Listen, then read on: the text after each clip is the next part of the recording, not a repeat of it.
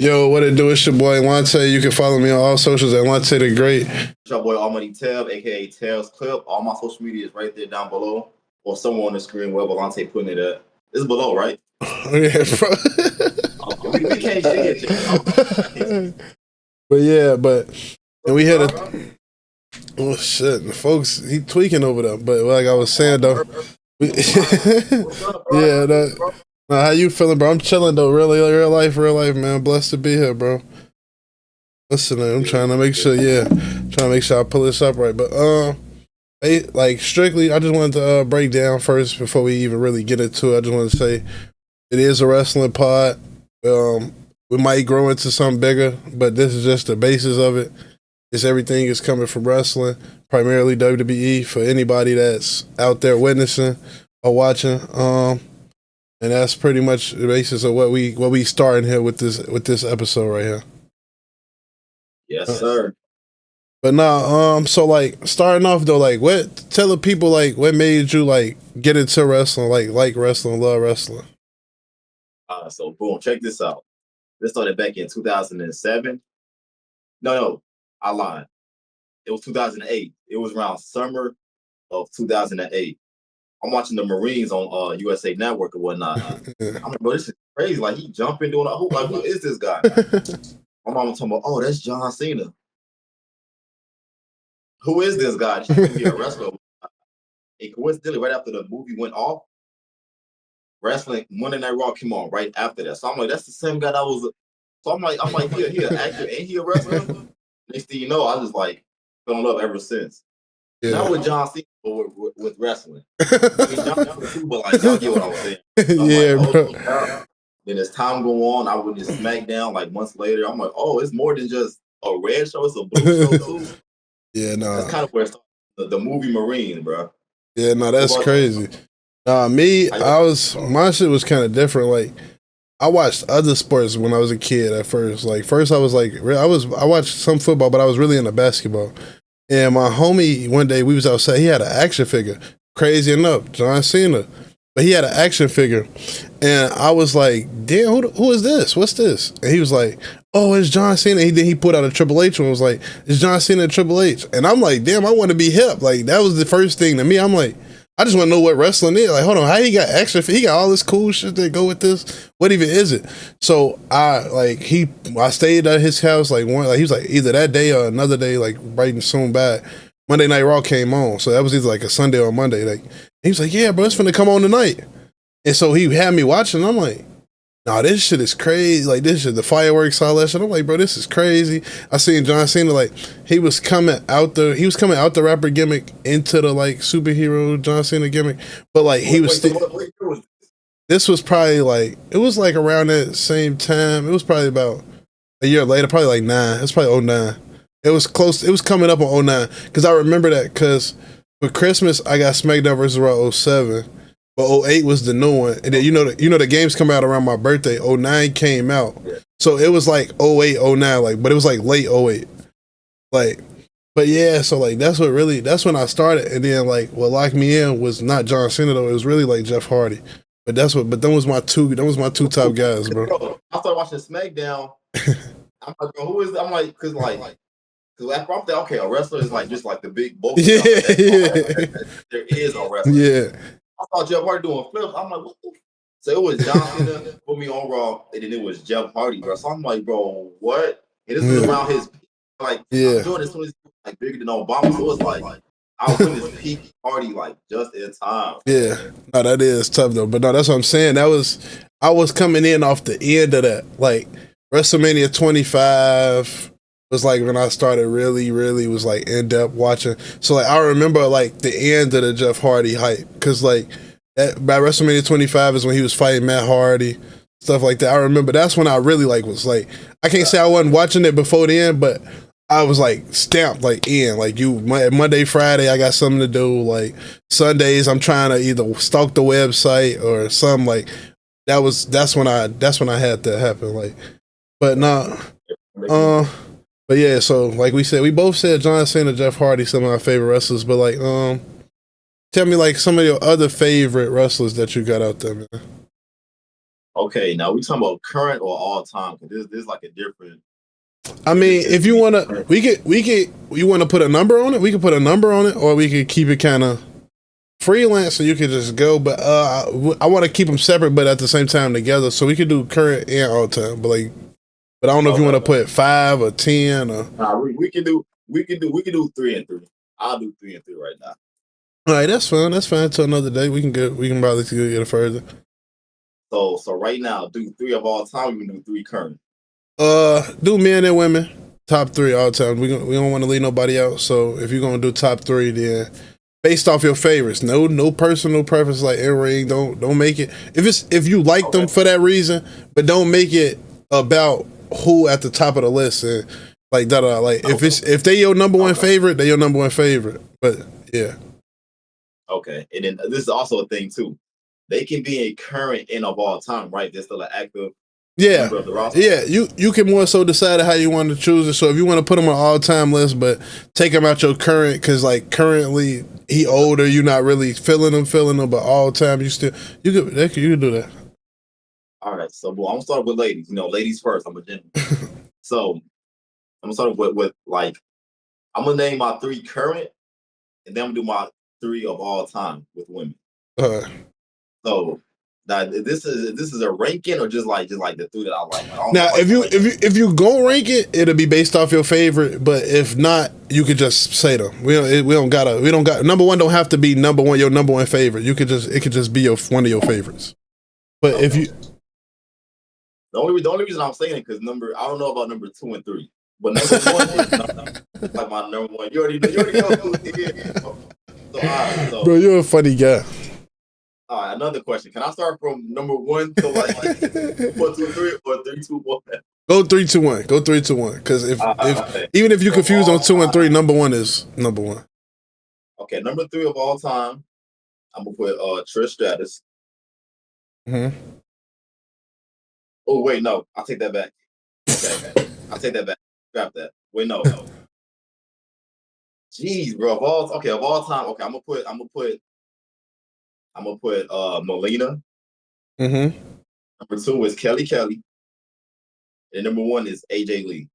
Like all time, my favorite. Now, I'm not talking because Kelly, Yeah. But my 3 current right now, even though she's injured, Bianca Belair is at number 3. Becky Lynch is at number 2. Bianca would be at 2 right now if she wasn't injured. But since she's been out for like almost a year, I'm gonna put Bianca at 3. That's fair. Becky at 2. And number 1 is AJ Lee. That's my baby. So AJ Lee number 1 on both lists. Okay. Yeah, I gotta respect it because I kind of feel the same way in a way. But I kind of I feel like my list is more like different. It's like I don't know, because like. What to say, bro? This is based off your but no. All time. I'm really trying to make sure. Okay, all time. I'm gonna go Melina. I do like Melina a lot. Bailey and Naomi. Okay. Not gonna lie. Okay. And then current, I'm gonna say Raquel Rodriguez number 3. Okay. I wasn't expecting that. Maybe number 2, but right now I'm gonna say number 3. Okay. Liv Morgan number 2. And Naomi number 1. But that's why I say I kind of feel you on the number 1. It's just their career like re-stretched past and yeah. But Naomi, I just feel like, especially, I mean, nobody gonna discredit Naomi. She at the top of her game, shit like that. I'm just saying, like, it's just what she was doing before she got pregnant. She was accomplishing. Maybe Russo. Yeah, that's what I'm saying. But she was accomplishing so much, and the run that she was going to be on, whether a lot of these matches that Stephanie having was going to be her matches, or she was going to put on her own different style of feuds, and they was going to take this down a whole nother avenue. The way she was talking on the ring, and the part of herself that she was able to show through the character. Yeah, bro, she was putting on some of the best work. That's why she gotta go for current number one.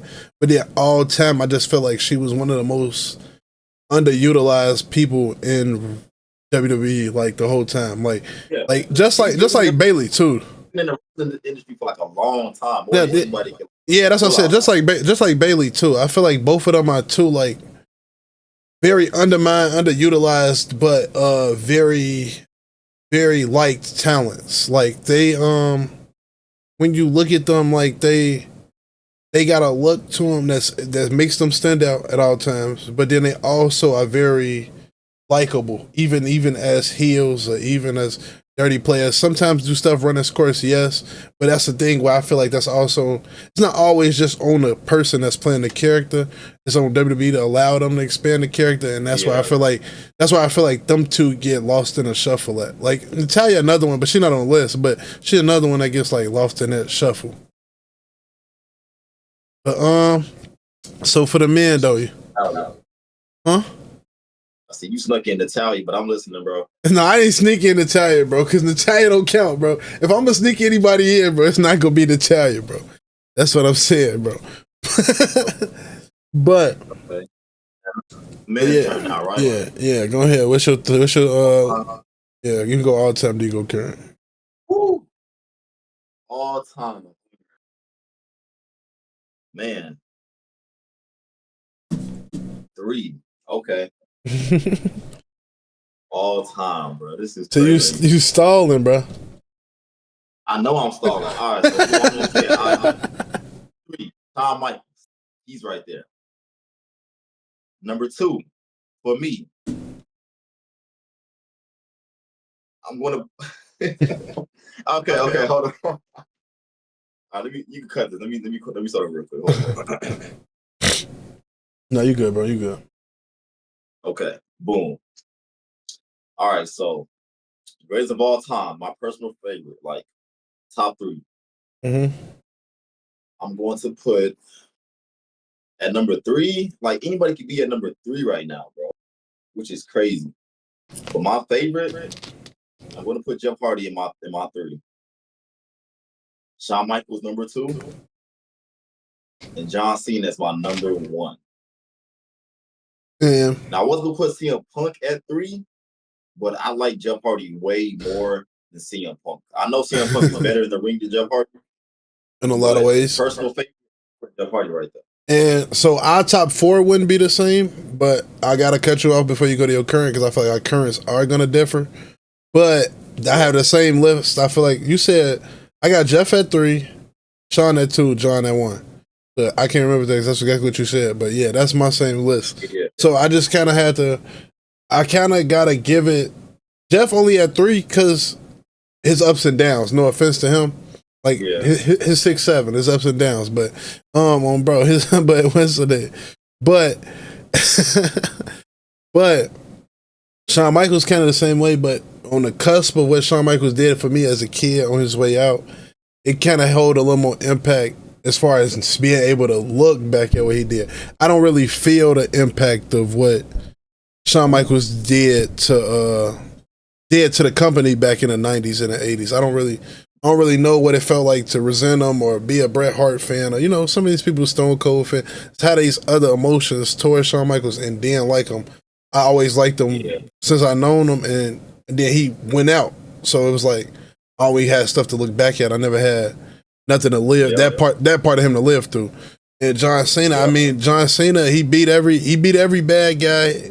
He was the ultimate good guy. I mean, for a kid that grew up like a fan of superheroes, he just was like the guy to be a fan of. Like, it was other faces, but nobody was the baby face that John Cena was. And excuse me, for a kid that was into that, looking for that, that was probably the best thing to have. But Yeah, so now my bad. Like I said, I had to interrupt you there. But what's your current 3 superstars? My current right now 3. Okay. Okay, number 3. Randy Orton is right there, number 3. Now he wasn't gonna make this list until he brought his old self back after what he did to Cody Rhodes. Yeah. Number 2. I respect it though. Oh man. It's getting hard, bro. Number 2. I wanted to put Drew McIntyre. I want to put Drew McIntyre at 3 as well. I was gonna put him at 2, but the way he just been booked, bro, I can't even I don't know, bro. But number 2, I'm going to say Finn Balor. Tough pull. And it's an honest one though. Even though he's been booked terrible, I know what he's capable of, bro. But that's why I said it's an honest pull because I know you too. That's why I said. Yes, bro. Because even if he wasn't babyface, even if all this that he got going on with Dominic Mysterio at WrestleMania wasn't happening, he still would have made. He probably would have been number 3. But he's gonna be on this list somehow, bro. Yeah. This Finn Balor. And then number 1 is Roman Reigns. Come on now, bro. I respect it. Bro. I respect it. Finn Balor and Roman Reigns. Hold on, you said who it was one more time? Number 3, I had Randy Orton. Number 2 is Finn Balor. And number 1 is the Tribal Chief, the OTC. Future WWE World Heavyweight Champion is going to be CM Punk at WrestleMania, Roman Reigns. All right. Now that's smooth. Now I had all that time to think, and I still kind of don't have my number 3, if you can believe it or not. Come on now, bro. I'm just saying, I know my top 2. I know my 2 guys, and it's so funny because I meant to tell you this, but I'm gonna tell you on the pod anyway. But give me a second. Okay. Underrated all-time pull, Kofi Kingston. I just had just as I was referencing people, but okay. But I'm trying to think. Okay. How about? I mean, you can start with your top 2. Then I'm gonna say 3 that I think you would have put on there. You know what? If you want to try to fill in a 3rd, we can, because I got a person that I want to put 3rd, but okay. I'm not 100% sure. So we can play. We can play that game with it. We can play that game with it. But number 1, Dominic Mysterio. Number 2, Cody Rhodes. And I realized this because when I was playing some in WWE 2K, you got to choose between the 2 of them to pin. No, I fought a triple threat match in my faction, and it was Dominic versus Dominic Mysterio and Cody Rhodes. I got them both down at the same time. Both damn near was gonna give me a 3 count, and I had to pin Cody Rhodes. So I know so I know in my heart of hearts, I can't pin Dominic Mysterio. Just like in a game, how you don't want to hit Roman Reigns, bro. It's similar, bro. That's my guy. I can't really, even though it's virtual, I still don't want to.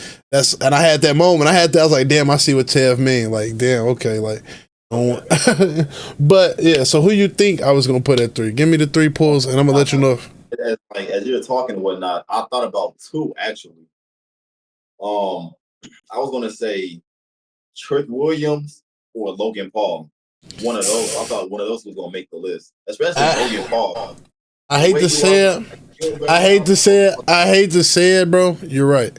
The person that I was gonna put on the list, off my just scoping my brain, Trick Williams is even probably 4. But the person, and then this person would be the 5th person off my own personal likability, skill wise, talent, everything else. They're probably to be the top person out of these 3. But Seth Rollins was who I was thinking about putting on the list. Oh yeah. But Logan Paul probably is my 3rd. When you said that, because my brain kind of went left, right, hella fast, going through people. You forget. yeah. So when I was thinking, I couldn't think, and I was just yeah, Seth Rollins has, but I don't really like none of the stuff he's been doing lately. But when it comes to Logan Paul, bro, I ain't gonna lie, it's nothing I haven't liked from Logan Paul lately. So besides probably the fact that I can't tell if the boxing match stuff was scripted, everything else, bro, I've been fucking with. So and the boxing match shit don't have nothing to do with wrestling. Even though I hate to be cursing, like I'm supposed to not be cursing, but the Like, boxing match, but no, that's for me. But the boxing match stuff is not supposed to. The boxing match stuff doesn't have nothing to do with his wrestling character, so that's totally separate. But yeah, that's speaking. That was yeah. But Trick Williams would be 4 because I feel like Trick Williams is a early onset of what Dominic Mysterio became like last year. So when he became like the most loved heel like in the world, like don't get me wrong, like he's still a heel. Everybody acknowledge he the bad guy. He cheat. He do what he do, but like he's still the most loved heel. Like Gunther's the most hated heel. Like it's always an avenue to everything. But yeah, look at him, bro. Yeah, but that's what I'm saying. But that's what I'm saying, though. Yeah. Like, I don't like him. He just tips how he look and how he act. Yeah, but that's what I'm saying. When the nature of that, that's why I said, like when you said that, I'm like, yeah, Dominic Mysterio my number 1, Cody Rhodes my number 2, which is crazy to have 2, like a heel, one so crazy of a heel, then one so crazy of a face, and then Logan Paul, Trick Williams. Oh, now I damn near want you to go 5 deep though, because I'm not gonna lie, I just went Trick Williams and Seth Rollins, bro. Like so, like it's kind of unfair. You want me to add 2 more then to mine? Yeah, just so we can get a people. Current, right? Yeah, this all current. Okay. I'm gonna put Obafemi in, and then I'm gonna have to add Trick Williams as well, bro. I was gonna put Carlo Hayes, bro. I really was, bro, but Trick Williams been like the push, the crowd. Like, watch, bro. His crowd, it's crowd control. The people are so into him live that it naturally makes you have to want to see it. Like you like, the crowd. You just want to see if the crowd gonna roar just as loud, whoop that trick just as loud as the last time. Bro, the segment that he was in, he didn't have a match at all. Bro, you see how many retweets I've seen of him just throwing water on something? Yeah, that's what I'm saying. The impact he making with nothing, somewhat. Like not, I ain't gonna say nothing because time is time on it, especially in a WWE show. But he don't need a major role to make a major impact, and them are some of the best characters. Them are some of the people that, even if they somewhat linger in a mid card before they come they have a good they always able to do something because he could, like I said, turn something to nothing. That's why sometimes it felt like he didn't get a lot of segments, or he didn't get a lot of time because he didn't get a match, but he'll really have like 3 segments on the show. But that's because he can demand the audience so well just by who he is and being there. And that makes it different. But that's why I said Trick Williams is probably one of the people I see like in the next couple years, like not taking over WWE, because no one person, truthfully, besides like a Roman Reigns or John Cena, unless he gets to that build, not even the Cody Rhodes can take over like WWE. But he's gonna be one of the like top 3 guys in a couple years. Yep, I agree with you, bro. But yeah, but no, that's what I was saying, bro. Speaking of Roman Reigns and Dominic Mysterio being our number 1s, bro, we might as well get to this Raw recap. But even though they went the primary, they went the start of it, but we might as well start it off. But to start, they had Obafemi again beat Brock Lesnar. Well, not beat Brock Lesnar, but he came out there to show his strength, show who's boss type of thing. I like the affair of it. I like how it is. But I like how Obafemi's getting his off. I just am nervous that with Obafemi getting his off. I'm just nervous. Yeah, I'm just nervous with Obafemi getting his. Like, is Brock gonna win at WrestleMania? That's kind of where I'm at. That's how I feel about it right now. I hope that it's like Obafemi, it's like a real passing of the torch moment. But seeing that post where Paul Heyman and Brock was saying, like, well, that came out saying that Paul Heyman and Brock was pushing for him not to lose to SummerSlam, unless he's only gonna be for Obafemi, I don't want to see that. Because that's how I feel. I feel like if Obafemi loses at WrestleMania, he got to win at SummerSlam. In the big matches, it's like tied and they go out, but Obafemi gets that final say. If not, I don't know how I feel. Okay. Now, I'm going to admit, because you know yourself, because I was in the game. Now, when it came to Raw, Monday, I ain't gonna lie, I had it on my TV, but I was playing the game at the same time. So therefore, I wasn't paying full attention to most of the segments on Raw.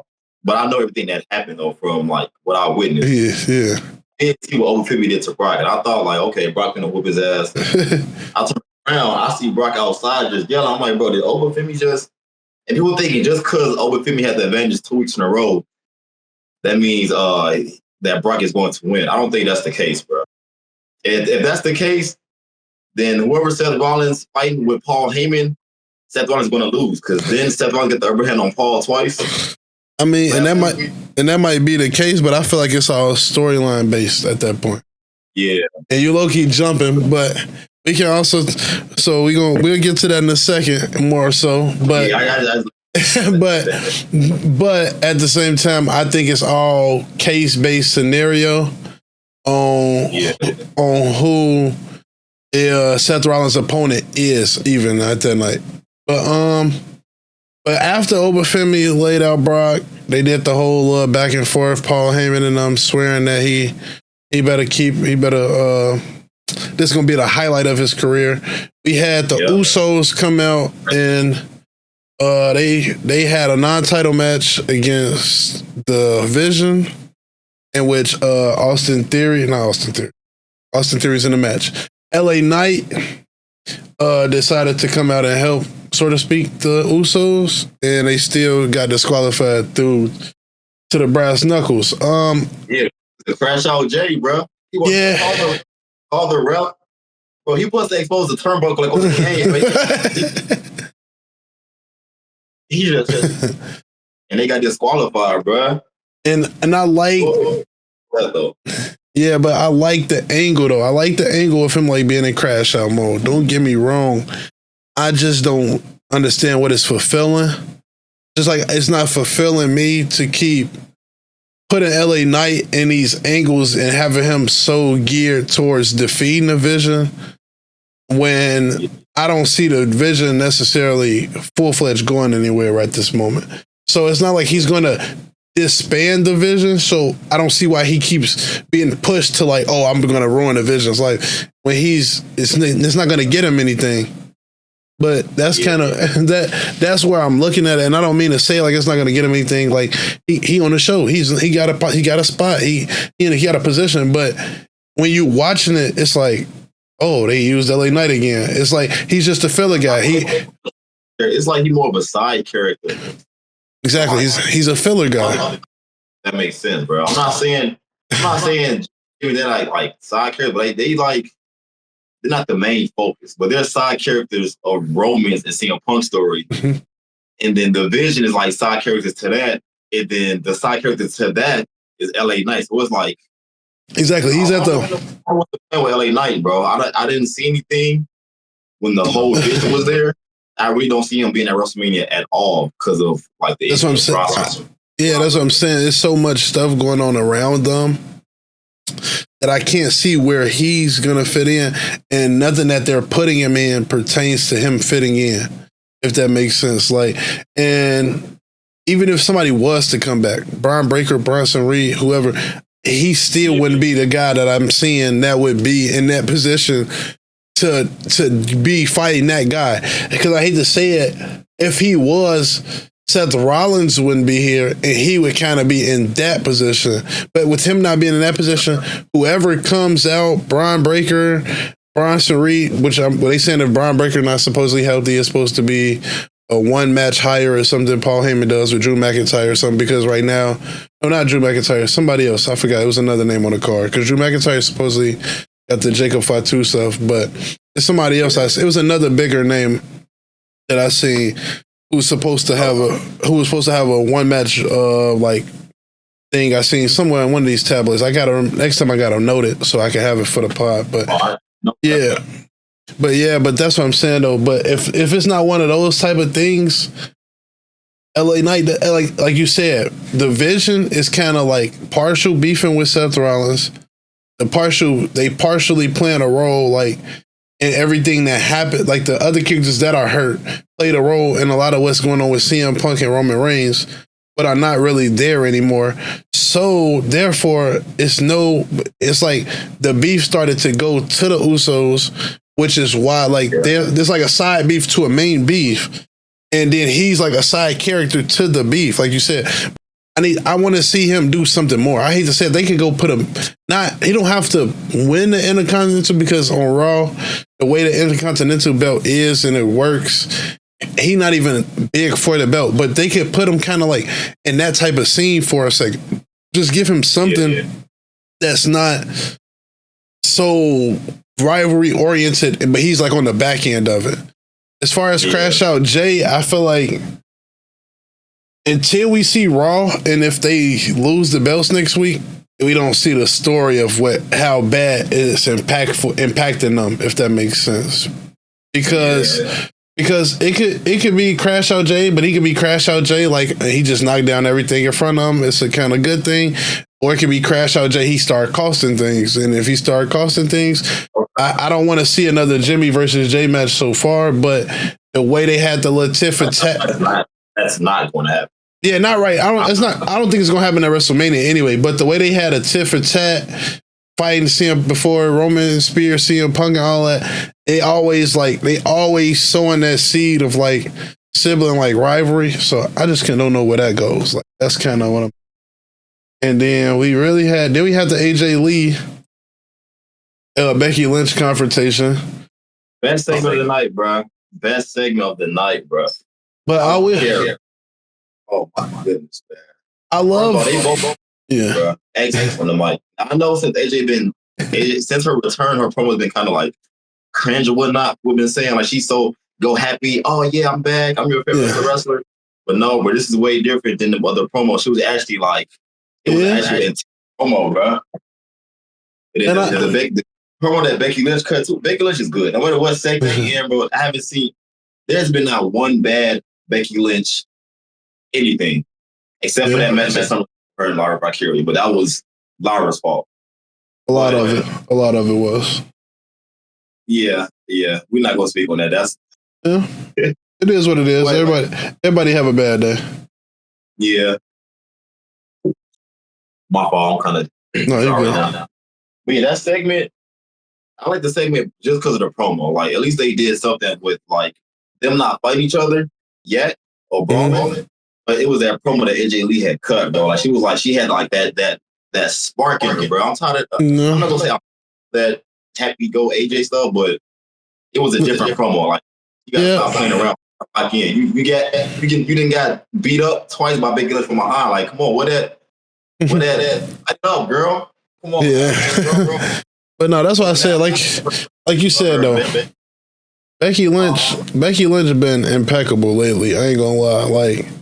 From the ring work, from the off script work, like she been like you can't bring kayfabe back, but like she on the internet like pushing the kayfabe. Like I don't think like people understand like the details that they pay attention. I say them as a couple, but like they also as wrestlers pay attention to her and Seth Rollins. Like the details they pay attention to as characters. Whether it's even trying the idea and like if you think about the base of the ideas and the stuff that they try to push, whether how the execution come out, they always like trying to move the needle and like you can see it though, like you see it so well. And like I like their game and I like the way they putting this feud together because the feud has like been a carryover feud since damn near Lyra Valkyrie at SummerSlam. They waited on putting the belt on AJ all this time so they can make and they not wasting no time with it. So I like that the most. And then you had Javon Evans and Grayson Waller. Like I said, it was a good match it was a typical match from Javon Evans, but it was a great match. They got some good spots out of it. Javon Evans gonna hit the cutter, win. I do think the storyline is going better. I don't necessarily like the Grayson Waller gear. We gonna also get putting the pants is a little pants. I prefer. He looked better in the shorts. Yeah, he looked better in the shorts. He definitely looked better in the shorts. But the pants, we got to work on that. I want to see if Kofi and them gonna turn him heel or if he gonna turn them face or kind of where the storyline, what's the point in the storyline, but where is it going? That's kind of where I'm at. Okay. Now I'm not gonna lie, I was in an intense match that segment, so I didn't see like that. I was looking back and forth. I just saw the cutter and that was it. And I saw the pan that Water was winning. Yeah. And then Seth Rollins tagged Paul Heyman.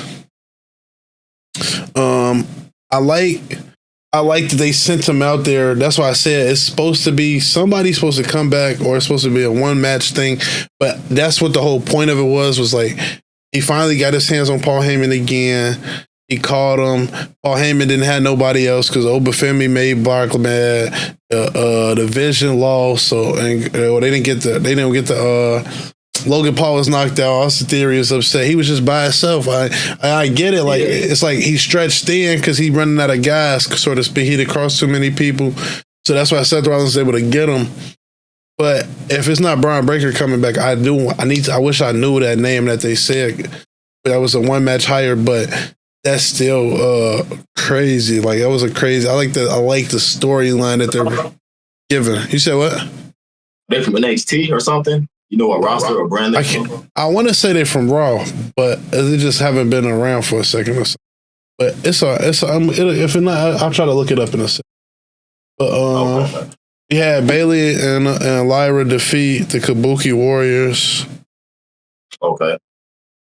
I didn't watch they won. The match wasn't bad. It was a pretty okay match. Lyra Victoria not Carrie, but she got the pin. I want to say on Asuka, and it was a typical like women's tag team match. It was a real good match. It was different aspects because you got Lyra and Bailey. That was a match we haven't seen in a while or if at all. And but the part to me that I didn't really like, it was like Bailey and Lyra cut a promo together, but it was like they weren't really together. Like Bailey set it up, and then she assisted to Lyra, but Lyra was like lost again.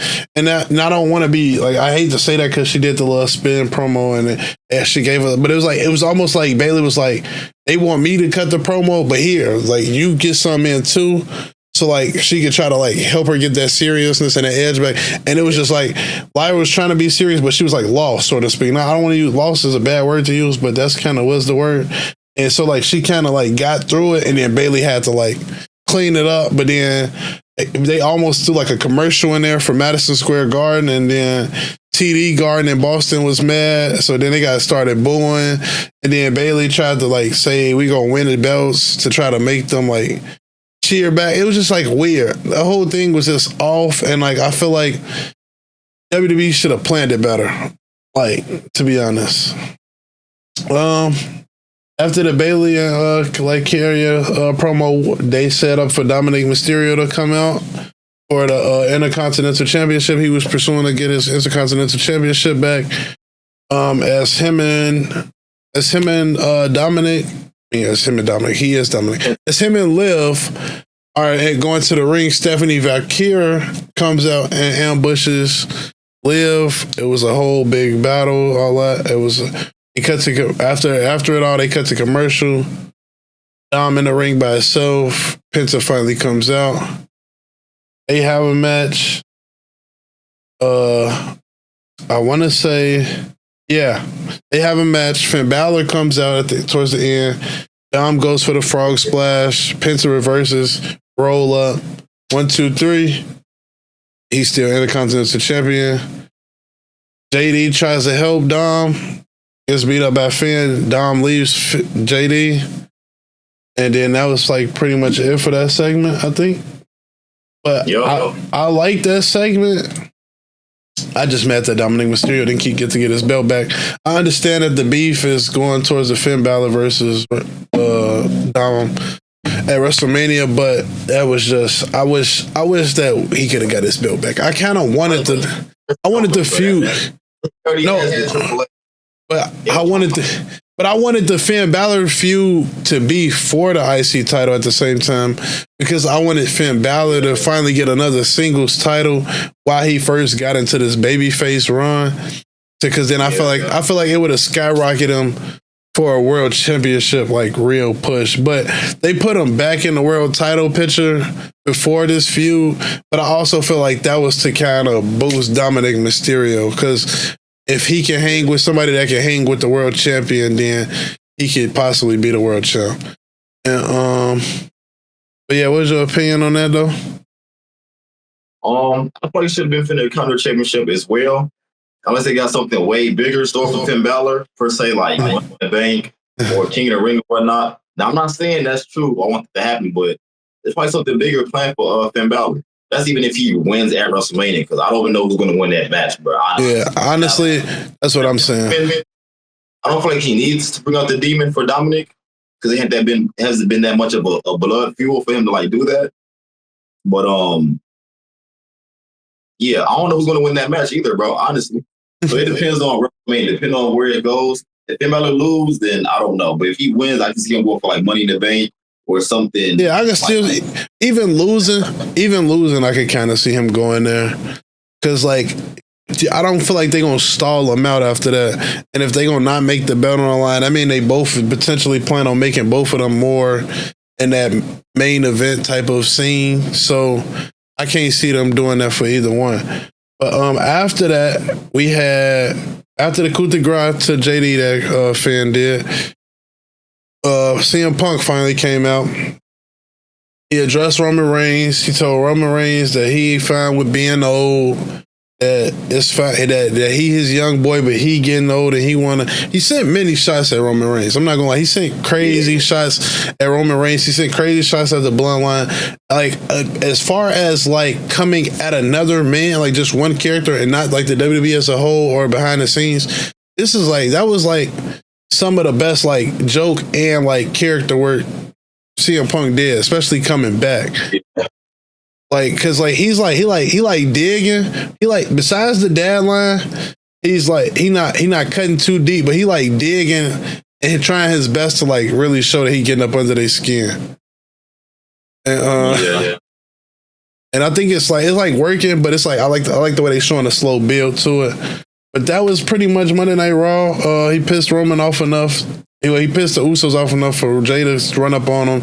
Jimmy to try to help. He had the Superman punch. Spear put CM Punk through the table.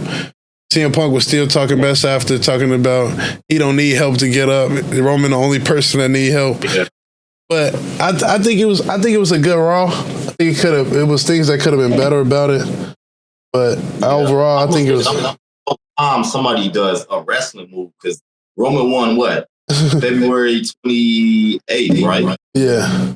No. That's the Elimination Chamber. He won back in January. Yeah, January 30th. Something like that. They are just like doing moves and actually fighting instead of that them little one. Yeah. They doing something else. So all I'm saying is about time because the back and forth promos. I know you're trying to keep wrestlers healthy and whatnot, keep them in fit in case like somebody get injured or whatnot. Yeah. But about time somebody takes action and does something. And who does it?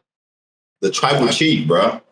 I feel you, but I mean they stole off CM Punk a couple weeks ago, so that's how you feel. But you said one, but you said besides the one punches. You said besides the one punches. Yeah, like ring post, a finisher, a power bomb, like. But before we got a couple more segments though. But before we get out of here though, man, tell me, I want to hear from you. What two wrestlers, one male, one female, do you feel deserve a push right now, currently? They deserve a push? Okay. Women-wise, okay. I don't want to say Lash. I feel like Lash is getting a push, so I'm not going to say Lash. But they got to do something with Julia, bro. They have to do something. I don't know. I don't work for WWE, but they have to do something. I mean, she got a belt. That counts as a push because like, she gets you see how she's getting treated though, bro. Yeah. You can have a championship and not get a push, bro. Yeah. Like, come on. 24/7 championship. United States championship, bro, like it don't even feel prestigious, bro. She's losing in tag team matches, bro. Yeah, you're right. they got to push Julia up. Like not even the championship. They have to push Julia, bro. Yeah. Because if that was the case, the United States Championship would be at a higher caliber, depending on the wrestler, bro. But if they're not pushing Julia, then yeah, I get what you mean. And then men's, oh man, I don't know, bro. I mean, I feel like they pushing Aleister Black now recently because he's been winning matches, even though it's been due to shenanigans. Mm-hmm. I don't know, bro. Who deserves a push as a male? Oh